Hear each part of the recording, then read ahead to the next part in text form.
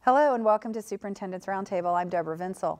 Periodically, we bring together the superintendents from our 4 largest school districts in Thurston County to talk about issues related to education in our community.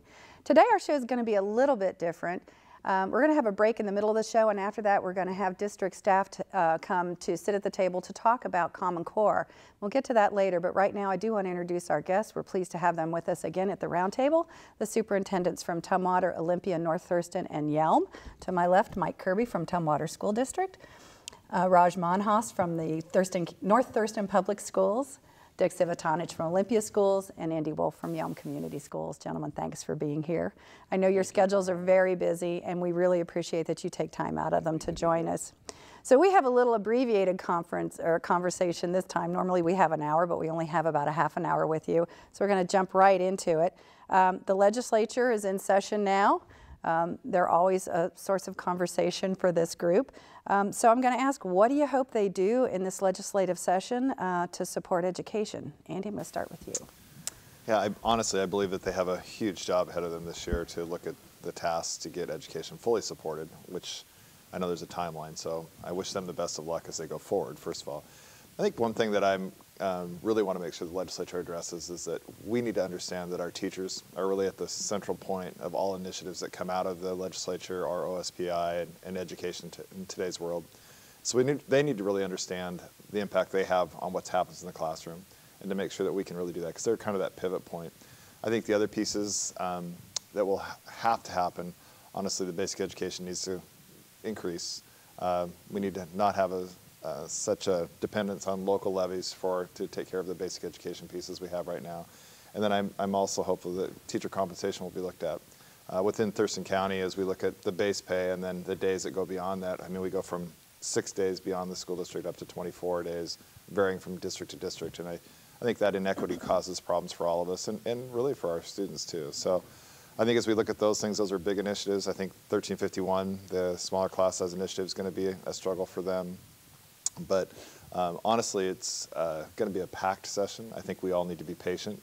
I think we need to kind of hear what happens, and I think I heard it said really well, they're 91 days away from a special session. and I really believe that's how big the job's going to be for them.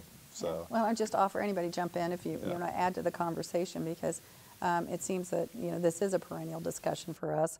What do we think they're going to do, and how is it going to affect our schools? And with the class size initiative that passed last November, that adds a whole twist to that whole basic funding picture. So have you heard anything? Well, I would hope, excuse me, that we'd see some compromise. I think ideologically our legislature has reflected Congress in some ways. And they're in I think a tough position, because voters have spoken through Initiative 1351, the courts have spoken in terms of McCleary, and now the challenge is how do you fairly implement those? And I think it brings the ultimate question of taxation. Revenue. And that whole part around revenue will be very, very important.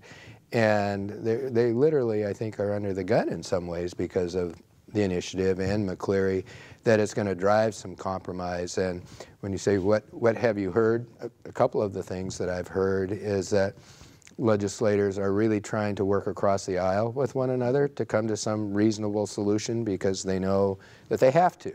And I think that's healthy when we can begin to compromise in our legislature and look at ways that we can fully support education and other programs, that's a step. And I think it's, in some ways it's a forced step, but it's a step that we needed to take. And hopefully it'll set a path for moving forward, not just during this legislative session, but future legislative sessions.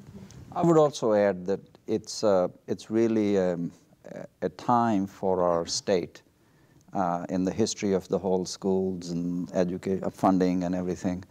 It appears to me that people are coming together.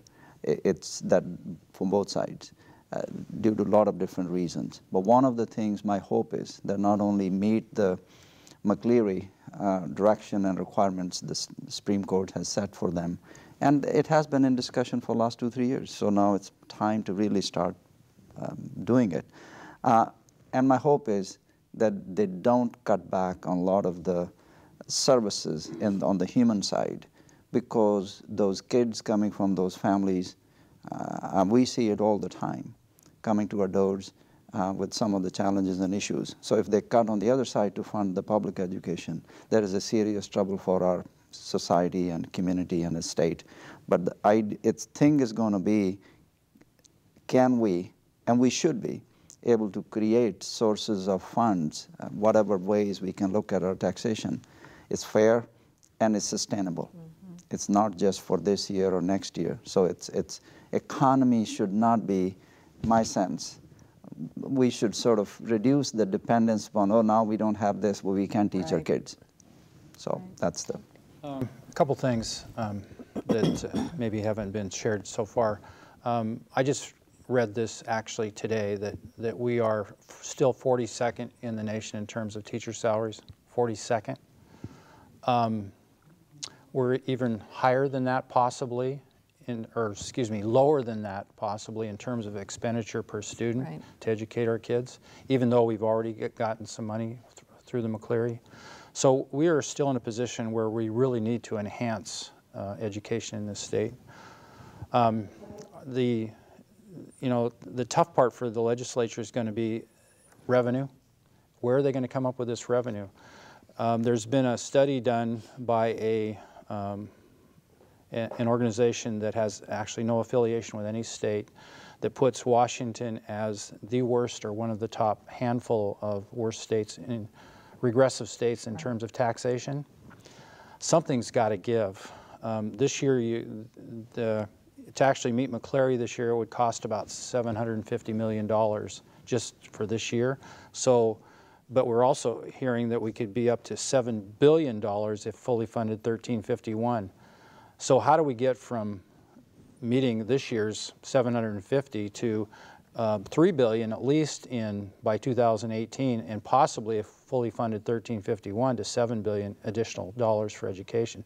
Something's got to change. Mm-hmm. And it's very interesting to talk to, you hear the governor and the House and the Senate talk about this, and we're hearing a range from $750 million to maybe $2 billion.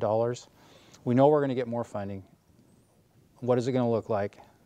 What are the restrictions going to be on it?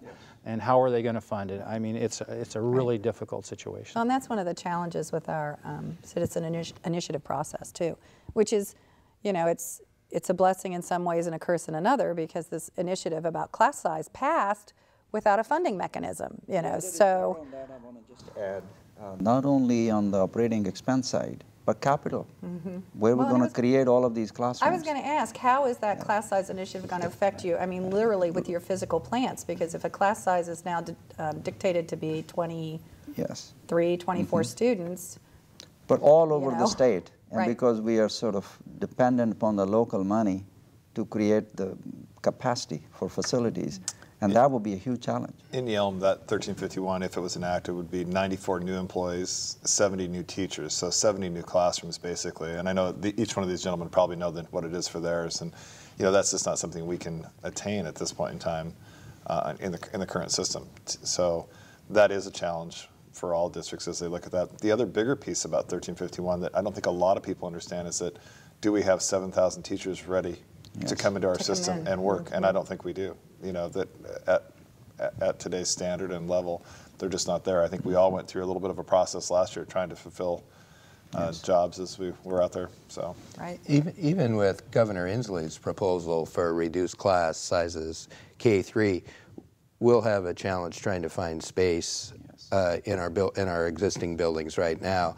We calculated that if Governor Inslee's proposal comes to fruition, it wouldn't be for next school year, it'd be the following school year, we're going to have to find about 33 classrooms in the elementaries. Just going to need a building stretcher. Right, that means we'll close, we can't afford to have elementary classroom, like a technology classroom set aside for that anymore. We just won't have the space for that, and we'll be using portables and stages and auditoriums to instruct music. I think that in itself is a challenge as well. Right. Well, we've talked about your capital needs in previous shows, and we know that there are plans in all of your districts for construction and remodels and stuff like that. So how did 1351, affect this? Like, okay, this is what we were going to do, but now we have to kind of jump on a different horse.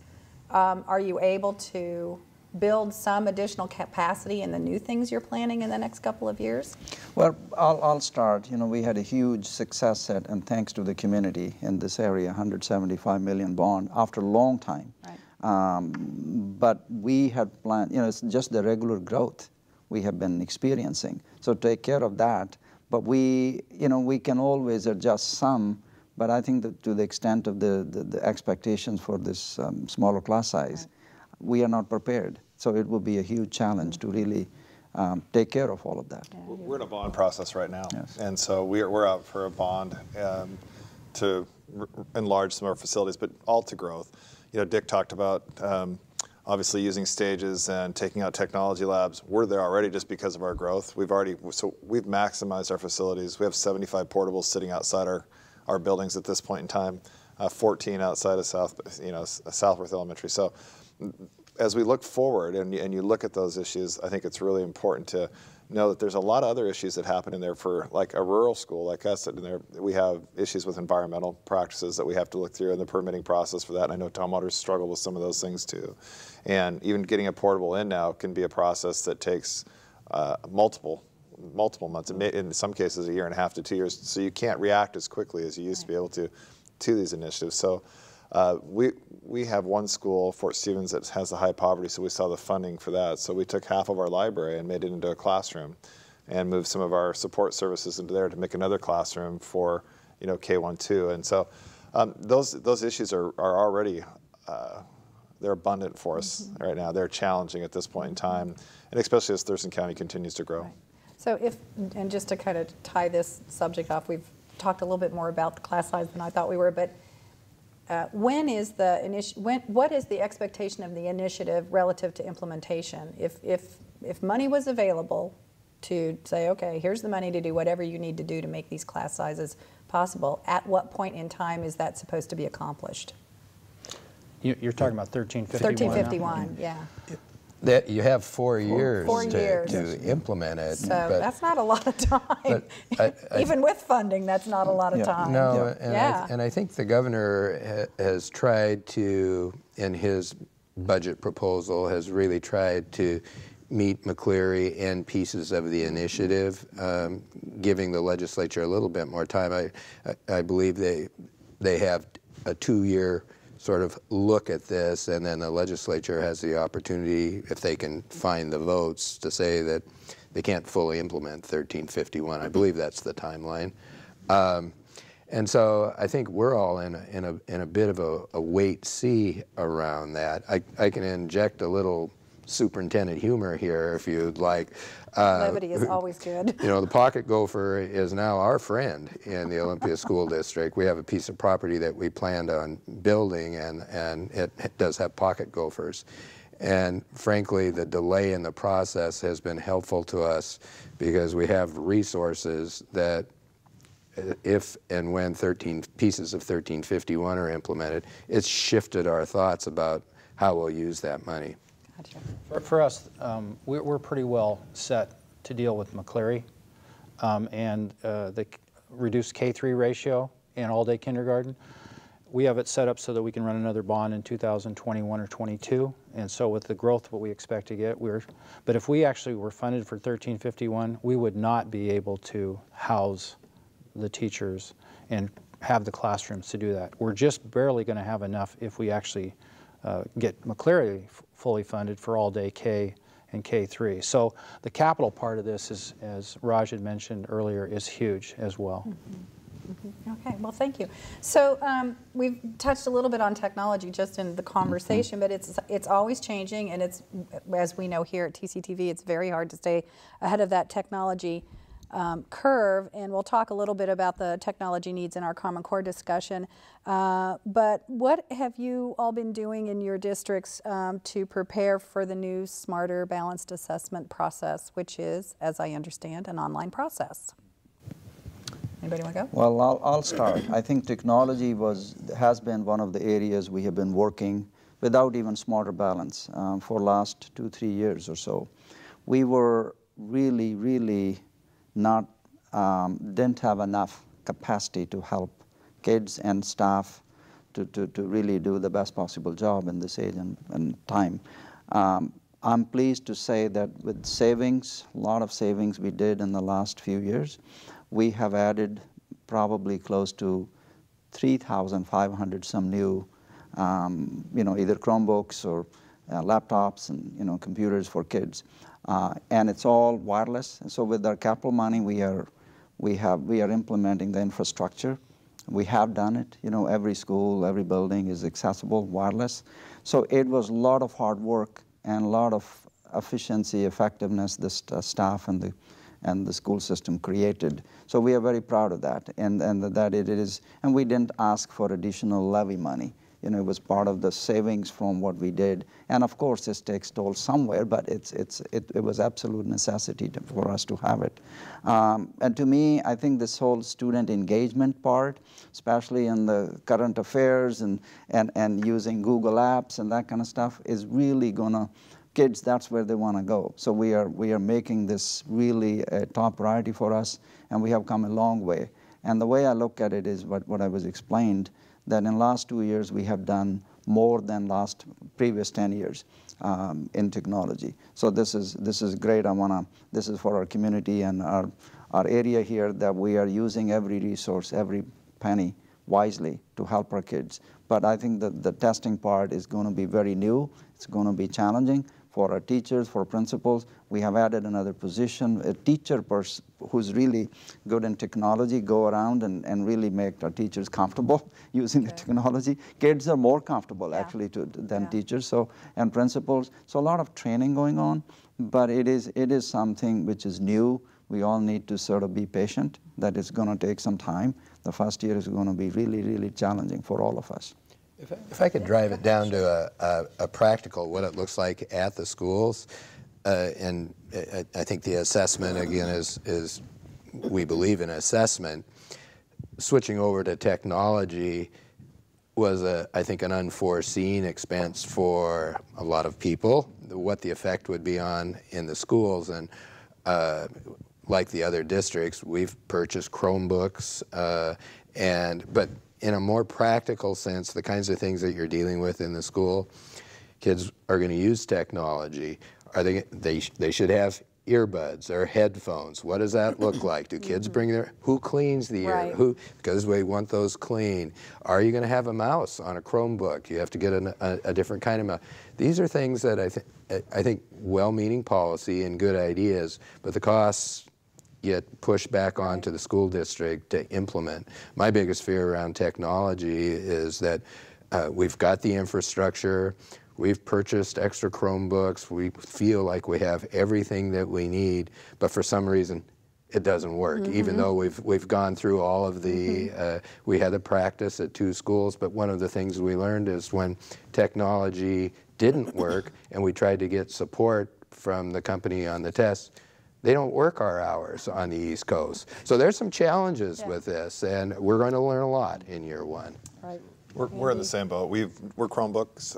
By the end of this year, we'll be 2 to 1. So basically, there'll be 1 Chromebook for every 2 students in our district, somewhere around 2,300 plus, I guess, in that situation, not counting our special services Chromebooks. So we feel very good about that. We've also have a teacher who's on special assignment and who really goes around to ensure that teachers know how to embrace that. The current technology, we thought we were all doing great when we had a teacher station and 2 computers in the back of the room, and getting teachers to change from that model to where they can have a whole classroom set and a rotation where you may have to check out a cart of Chromebooks to your classroom and set up, again, the unintentional pieces of that, where now you've got to, it's great, you have 30 of them on a cart, but you got to go roll them in there, you've got to get them ready, you got to, there's a lot of other changes that have happened there.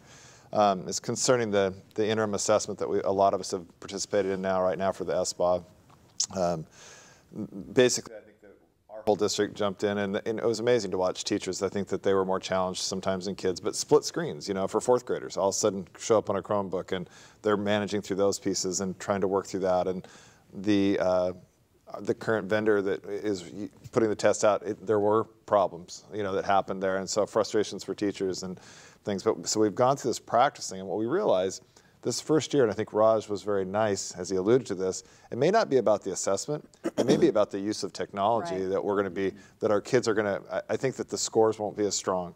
I think just because there's going to be a lot of kids that, as we go through this process, the transition to that, what happens on the other end of that, how that looks, I think there's going to be a lot of pieces that we have to learn and go through at all levels. So the technology piece for us has been a huge thing, wireless across the district. And again, I think a lot of districts, and I know that this was we all were there, we're trying to support our technology, but during that lean time, that was an area that you could, you wanted to keep teachers in front of kids. So if you were going to cut someplace, you kind of cut in that technology world. And so we've all been in a little bit of catch up through the last few years, but it's, I think we're well prepared, and I think it's a great opportunity, challenging, but I think it will be best in the long run for our students. So. Mike? Fortunately, we passed our capital bond last year, and part of that was for technology enhancements. We've added about 1,250 Chromebooks. We have 41 cows, computer on wheels. We are moving away from the lab concept to the cow concept, so we're taking the computers to the kids as opposed to taking the kids to the computers. Right. One of the things that we did, and I think the other districts did this as well, we actually had one of our elementaries pilot the assessment, which was very helpful in troubleshooting the issues that we were going to be dealing with this year. Despite all of that, the information from OSPI is still not finalized in terms of how we actually administer the assessment. Some of our teachers are quite stressed, and understandably so with that. Probably the most important thing that we're doing now with kids is actually having them practice on the computer with the assessment questions so that they contextually have a chance to actually experience that. As Andy said, we don't want the technology to get in way of kids showing what they can do and know. And so that's probably our biggest concern right now, is making sure that happens. Mm-hmm. Wi-Fi capacity, another issue that we've dealt with. So we really feel like technology-wise, if there's no last-minute glitches, that we're ready for that. But our students still haven't experienced enough time actually on the computer doing these types of assessments. So we're hoping for the best, and we all understand that our scores are going to go down because the rigor of these assessments are quite a bit higher than the HISP and the MSP have been. So, well, we totally understand rolling out new technology and the potential for how wonderful it can be, but there's always something like, oh, we didn't think about that, or somebody didn't think about that. And it's also been our experience here in a technology-driven environment that it will fail. At some point it will fail. So, so good luck with all of that. It sounds like you're really pretty far down the road. We're coming up on the end of our program, so I do want, or the end of this half of the program, stay tuned. I do want to give you an opportunity to share those special stories from your districts that have occurred since we met the last time. So why don't we start with you, Mike, if you have something, some highlights from this year so far. Well, it's, first of all, we're really excited because the bond passed, because Peter G. Schmidt is actually going out to hire a contractor to actually, and we're looking at moving dirt starting in June. Yeah. Little Rock Elementary, we're in the process of hiring an architect for that. So we're progressing on track. One of the things that happened, and I just was fortunate enough to attend this morning, there's a computer programming type thing called IRIS. And this concept is that it'll actually, it's a camera that will track a teacher's movement throughout the classroom. And it's something that we got a grant for, and we are one of the first schools actually in the nation to actually use this process. And our high school science teachers right now are actually implementing that. And it was interesting to listen to the discussion this morning about having this computer camera program work, because it tracks all your movements, right, and it records everything. For the teacher, it's to use to actually improve their instructional practice so they can observe what they're doing, they can observe how the students are responding. But how, if you haven't been taped before, the way you sound is different, the way you look is different. So there's a lot of emotional and psychological adjustments to this whole process as well. Does my hair really look like that? But the program itself is very innovative, and I'm excited about the possibilities of really allowing teachers to observe themselves, and maybe in pairs or threes, to actually improve their instructional practice. It can be so exciting. enlightening just to say, oh, I didn't realize that I did this certain thing, or I said a certain thing in a certain way. Right. It can make a big difference. Raj? For us, our major projects on track. As Mike said, we are kind of out there for bids, and new middle school is the #1, and then North Thurston High School major remodel, and also Evergreen Forest Elementary. So a lot of good work going on.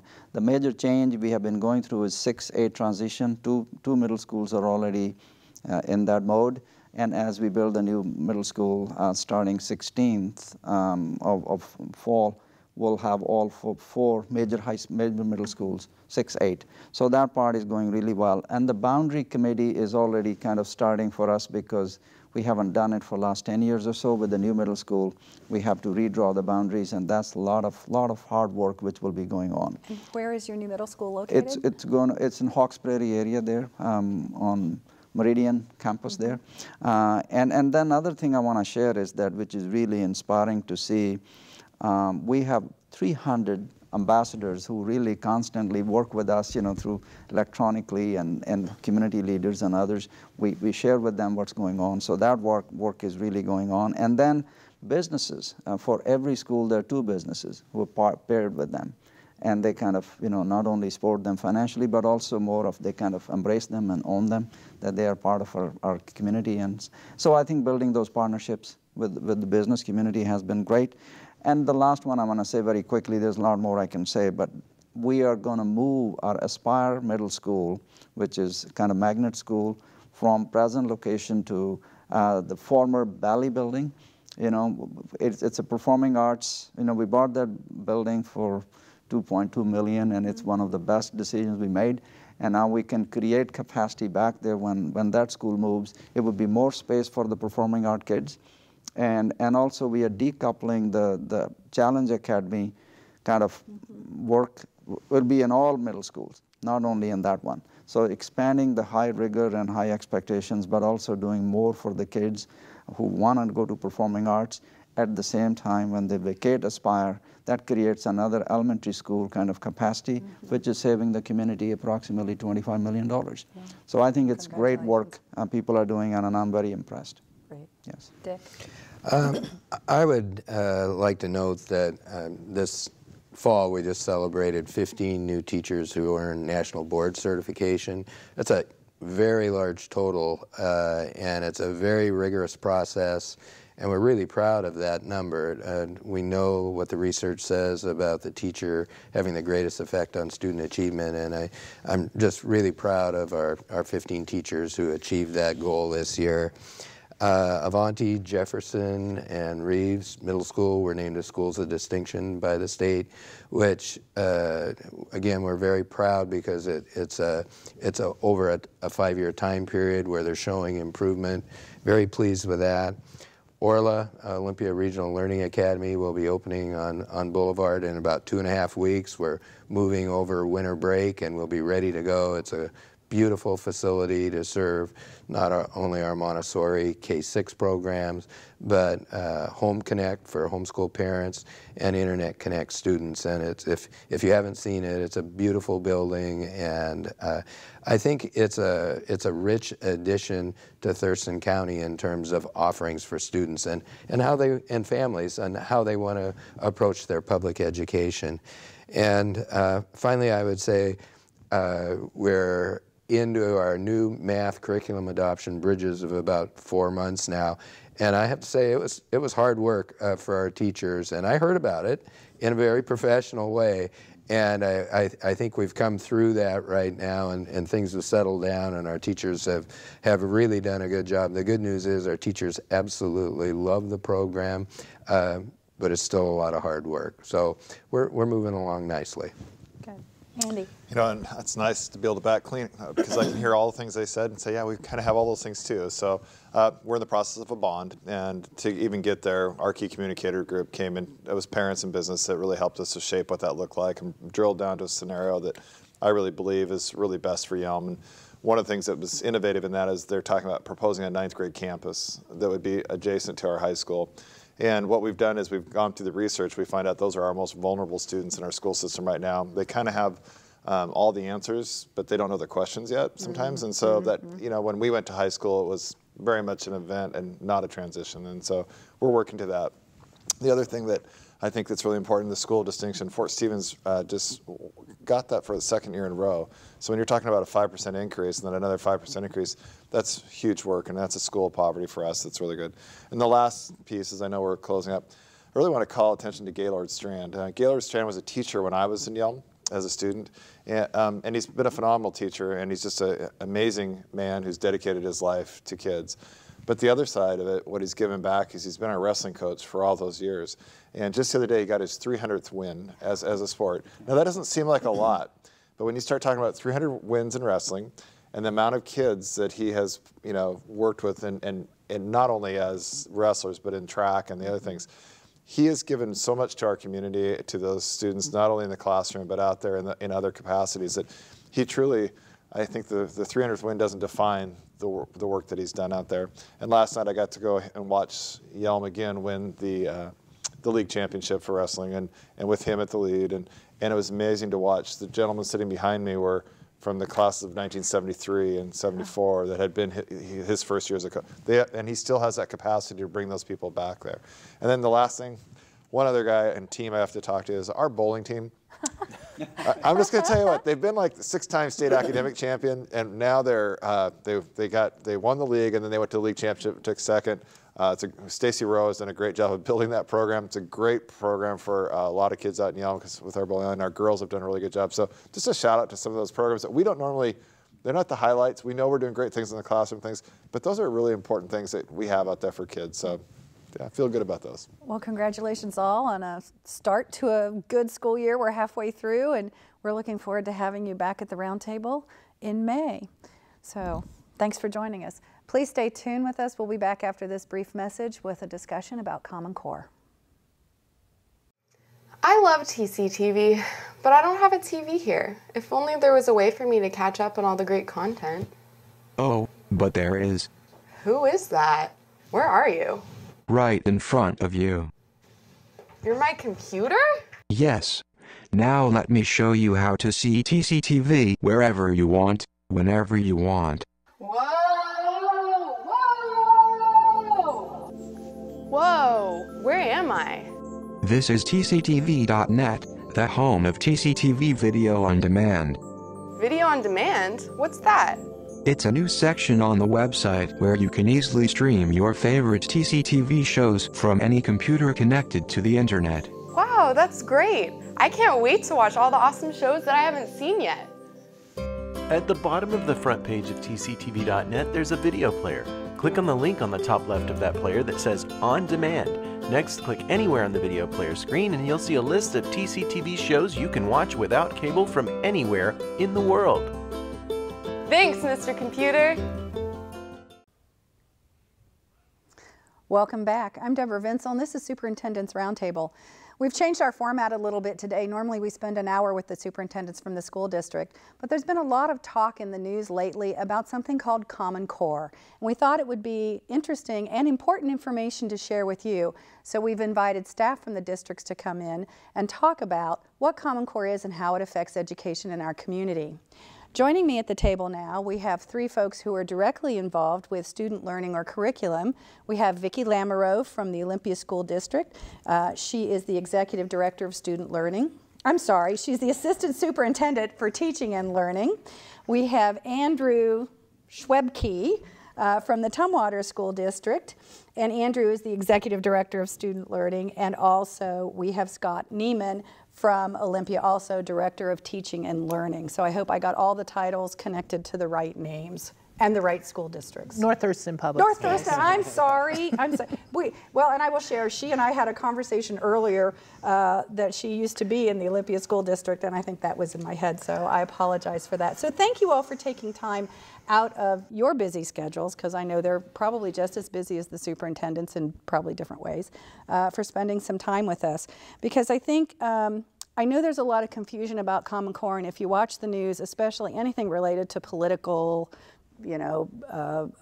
programs or whatever that's going on, Common Core, I think, in some parts of our community has kind of a there's been a negative connotation attached to it. But when I see these kinds of things, I really think people don't. They say things about Common Core, but they really don't know what it is or how it came about. So Vicki, why don't we start with you and just share with us, what is Common Core? So the Common Core are just standards or learning goals in English, language arts, and mathematics. And really, they're just an evolution on our old standards. They're clear, consistent guidelines for what every student K-12 needs to be able to do and learn so that they can be successful. And where did Common Core come from? Is it a federal program that said, here, you're going to do this? Was it, how did it come about? So the Common Core was really a partnership between states, and it was started by the National Governors Association and the Chief School Officers Association. So 45 states got together and said, each of us has our own set of learning standards, and that's incredibly inefficient. And for kids who move from state to state, they're moving backwards, or maybe they learned some things in 4th grade in New Jersey that we would have taught in 5th grade here. And so there's a replication of things. And they said, let's come up with a common set of expectations so that as kids go from state to state, those kids can seamlessly flow between schools. So it's really the best thinkers around the country came together then under the umbrella of the National Governors Association and came up with new learning standards. So that's really the big difference. We've had learning standards for a long, long time, since the 90s, but these are common learning standards across multiple states. Yeah. So if my child is a student in any of our school districts here, and they relocate to another community, to Los Angeles, for example, the parents can be assured that the curriculum that they're going to be going into in that grade has the same learning standards as the curriculum they came from. Correct. But that's also beneficial inter-district here, from one district to another in our communities here. Absolutely. And also globally, I think it's important to note that it equalizes, it makes us internationally competitive with our students and how we prepare our kids for this college and career readiness. That's great. So when the Common Core standards were put together, you said 45 states came together. So is it just 45 states that have signed on to this, or is it now all 50 states involved with it? I believe right now it's 43 states currently, but that I'm just going off memory right now. So, and then as part of the Smarter Balanced Assessment Consortium, I believe we have somewhere in the neighborhood of 22 states that are a part of that, and a territory, I believe. So, correct. Yeah. Okay. So let's talk a little bit about what the standards are, and how often they are assessed. We don't want to get into the weeds of testing, but when I moved to the state of Washington, WASL was the testing process, and that's WASL by any other name. It's been evolved a couple of different ways. So, so what are the standards? So what I'm really excited about in terms of the Smarter Balance system, it really is a system of assessment. So when we talk about the assessment, we're talking about professional development for teachers. We're talking about formative assessments, which are things, assessments teachers can use within the instruction to provide a roadmap on how kids are progressing towards that end of the year summative assessment. So when we talk about a smarter balanced assessment, it really is a system. And we're very excited about that system because I think it'll give us lots of tools to help our students be successful. I think it's important to note that it's a computer adaptive task as well as some performance tasks that kids can go outside into the classroom and do some real world type applications and learn about things and then go back into the testing environment, which is all a digital environment. That's the biggest shift, but there's some real benefits that come to that. There's pictures and visual cues for our ELL learners, which is English language learners. There's also for our kids that have disabilities. They can increase the size of the text. They can highlight text. So I see it as a thing, especially with our kids in this day and age that are so comfortable in that environment. Many of the teachers, in my experience, through watching the field test that was done last year, the kids just feel very comfortable in it, and oftentimes more comfortable than our teachers feel in it.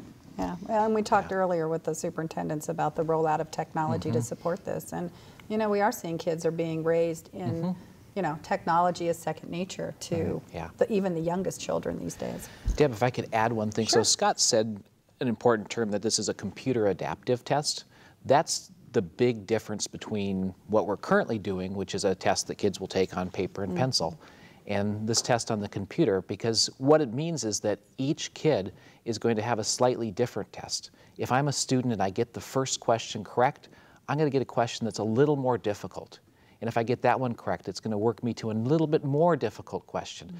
If I get it wrong, I'm going to get a question that's a little bit easier.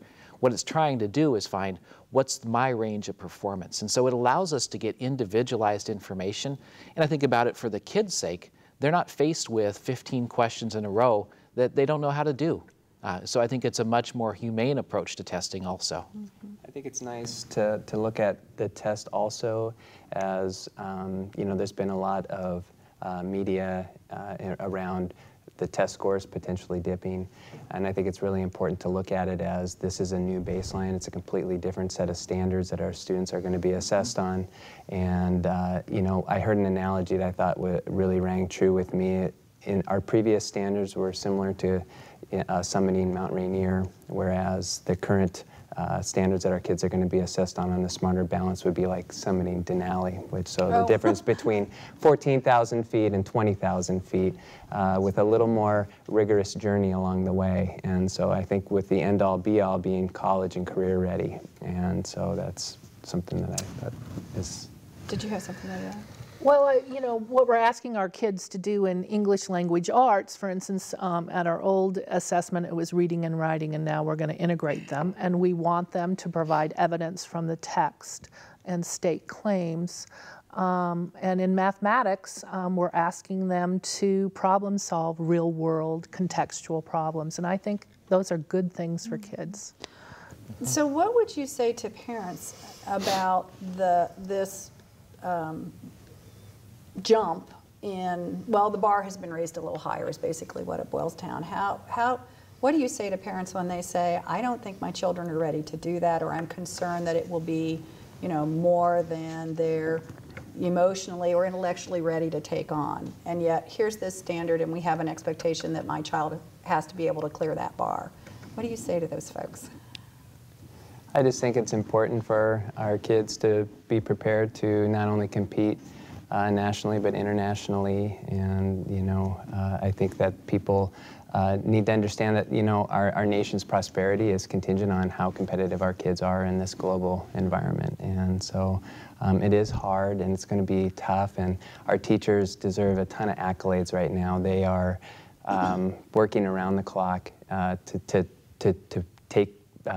move all this furniture across the deck, because we're not only moving one piece at a time, we're moving all of English language arts and all of math essentially at one time, because many of our schools were still held accountable for previous standards, the grade level expectations and the performance expectations that were Washington State's exclusive standards.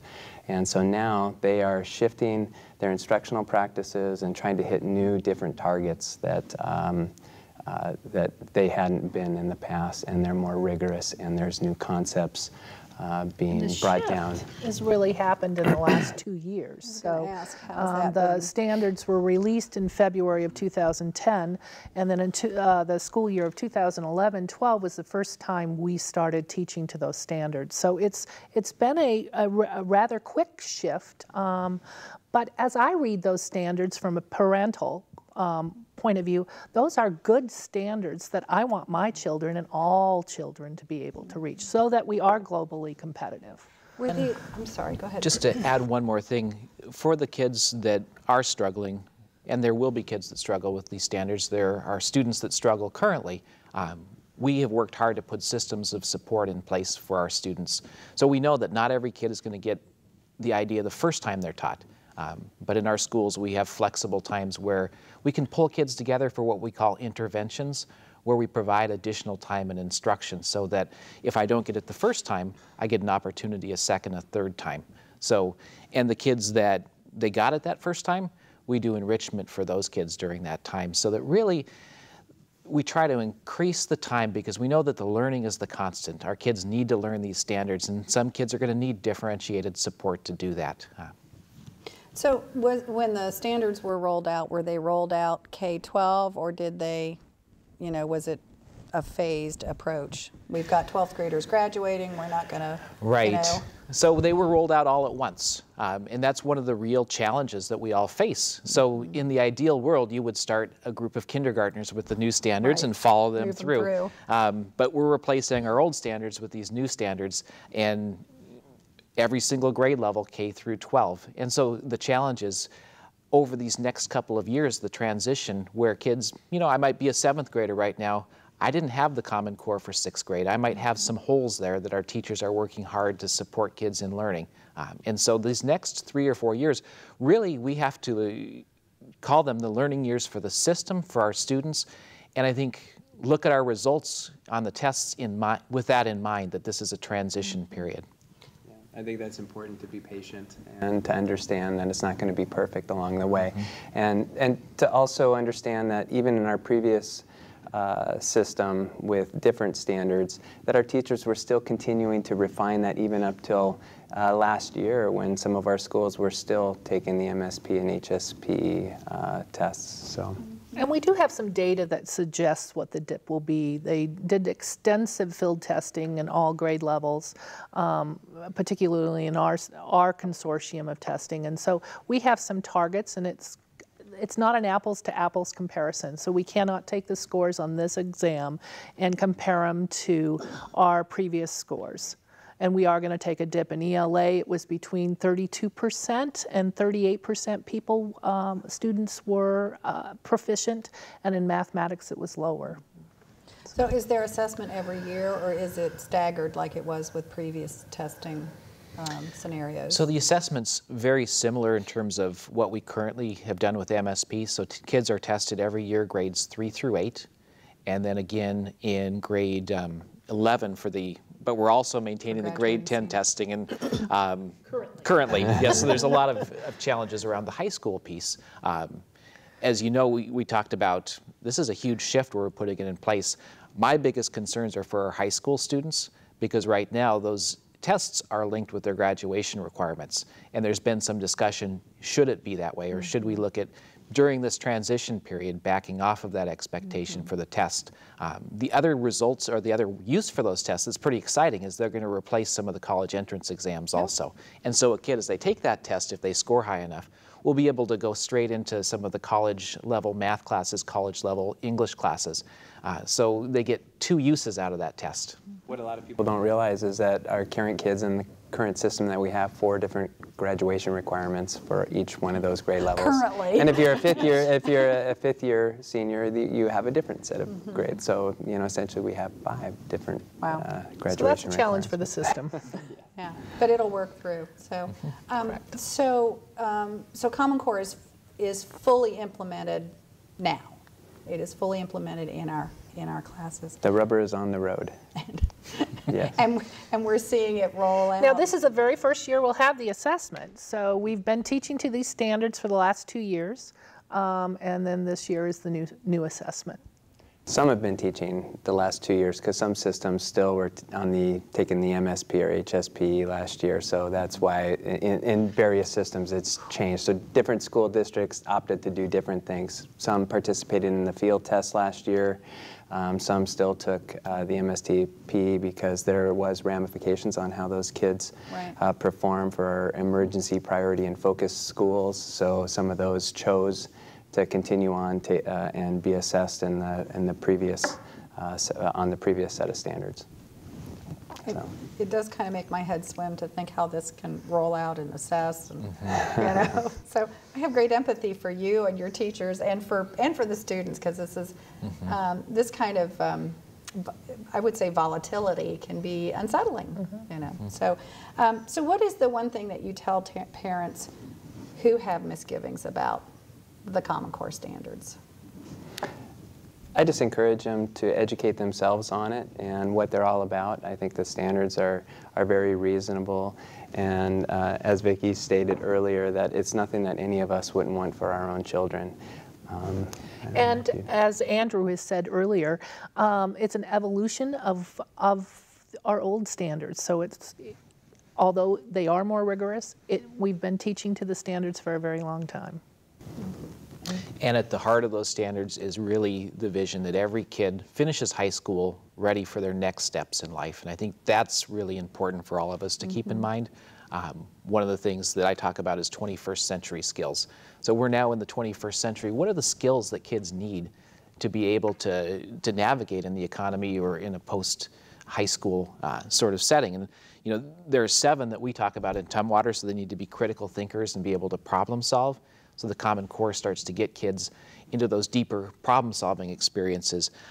They need to be able to collaborate and to develop student leadership and their opportunities to do those things. They need to really develop being effective communicators, both in how they speak and how they write. And so the Common Core hones in on those communication skills as well. They need to be able to analyze information and to be able, what we say, make a claim with that information.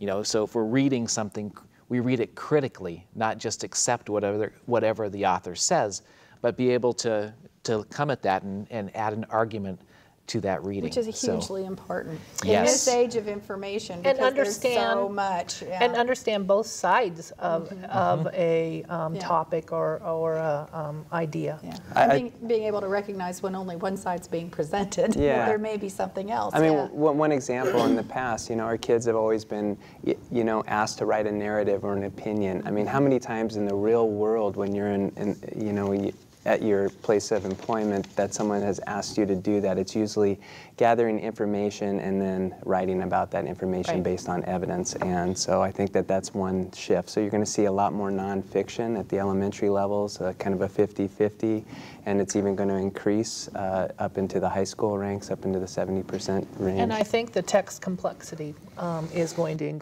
well, it is increasing. And so we're using a lot of different text and visual and media resources that we ask kids to respond to. We're asking them to read it multiple times. You know, it's okay to read something multiple times. You may not get it on your first time. You may need someone to walk you through it or scaffold, but it's you know, these are real world type things that we're asking our kids to do. And so that's why it's pretty easy to answer your question, to get around this and wrap your head around it once you understand it. And yes, it is much more rigorous, and it is going to take our teachers time and resources to do this, but I think ultimately, you know, that I feel, and many of us in the education field feel like that it's about time. We have something that we can really get behind and support, and but it's going to take time and patience. And I think anytime something is new, there are fears about that, and there's varying levels of information.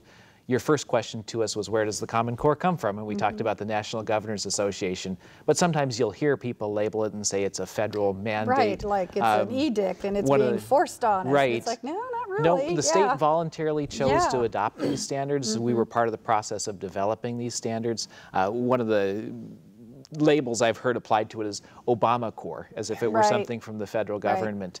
And it's not. And as people have the chance to learn about that and see maybe that some of those concerns aren't well founded, I hope that they'll move past those concerns. Yeah, and that I think that is critical, and that's really what I was trying to get at in my first question, because, and it infuriates me when mainstream media doesn't challenge the perception immediately. You know, it's like, well, we need to get rid of Common Core. It's a federally mandated. No, it really isn't. So it's important. And one of the misconceptions is that teachers weren't part of the development process, and they were all along the way in terms of writing them and providing feedback and field testing. They have been a partner with the Common Core.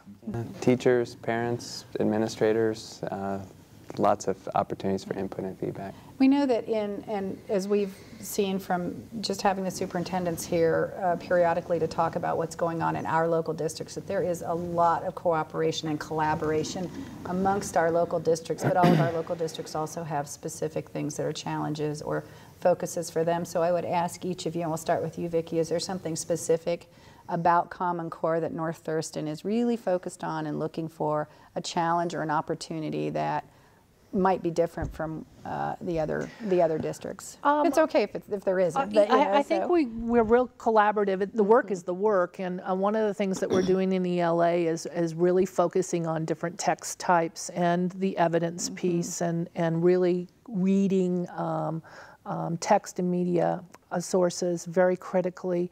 In mathematics, you know, we've been doing a lot of work in mathematics for a long time. We're excited about our new elementary program, which is Stepping Stones, which is conceptual.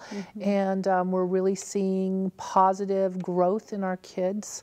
And that's exciting. And then the work around remediation and enrichment for kids, that's really systems work. And we're excited about that. How about Yeah, you? very similar to what Vicki had said, you know, as Dick Cvitanich had mentioned earlier, that we have a new Bridges 2 program, which is a Common Core aligned program that was built from the ground up, and our teachers are spending a lot of time not only getting to know the new Common Core standards, but also learning a new set of materials that have a lot of moving parts. And so that's at the elementary level been a very significant amount of time and energy. And then how to figure out how to address our ELA concerns. So it starts small. We're working with some of the things that Vicki had mentioned, but just really concentrating on that evidence, because the evidence is in reading, it's in writing, it's in speaking and listening. Those are the things that we're going to be asking of our students to do. So lots of work to do. We're well on our way, but we have a lot of distance to go. Yeah, like Scott and Vicki said, in Tumwater, the same challenges. Major changes to our curriculum, so we have a new reading series that we're putting in place in elementary. And the thing that we are seeing is that the text is much more complex. Some of the stories that we might have read in 3rd grade have now moved down to 2nd grade. And the challenge is developing the teaching skills to be able to support kids. Scott mentioned this. We don't just read the story once anymore. When I was a student in school, you know, you went through the book, you read the story, you talked about it, and you went on to the next one. Now you're going to read it over several times and use strategies to make meaning of that text. And so that is a shift for us in terms of instruction. We're in the process of really trying to align to the new math standards as well, because things moved between grade levels, so the math series that we currently have doesn't have everything in its right place. And so identifying supports for teachers, as well as really making sure that we have the teaching strategies to give kids the critical thinking opportunities and give kids the problem-solving opportunities. So really, it's an incredibly challenging situation, but in that are some unique opportunities for us to continue to support our kids. Well, it's exciting to see what's rolling out in education, and we're very short on time. If somebody could answer in 30 seconds, is there any plan that you know of in the Common Core to add science? Because this is primarily math. Yes. That's more than 30 seconds. Okay. So is there a timeline for that? Yes. Okay. So we have the next generation science standards, which are the new science standards that were adopted last year, and we're well on our way to embedding those in the curriculum. And the first time they'll be assessed is, we think, 2019.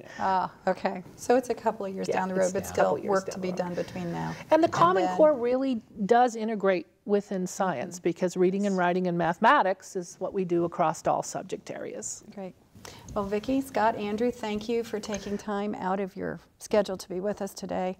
It was very informative. I'm thinking we're probably going to do another one of these maybe later on to kind of flesh it out a little bit, but it was really good information. We appreciate you being here. Great. Thank you, Deb. And thank you for joining us. Remember, if you're the parent of a preschool child, read to your child 20 minutes a day. It's one of the best things you can do to get them ready for their education. And throw in some counting games to get them interested in numbers and math. If you're the parent of a school-age child, get involved with your child's education. There are many ways for parents and family members to volunteer in schools. Go to your school's website or talk to the principal or the teacher to find out how you can be an assistant and involved in your child's education. Thank you for joining us. For all of us here at the Superintendents Roundtable, I'm Deborah Vinsel. We'll see you again in May.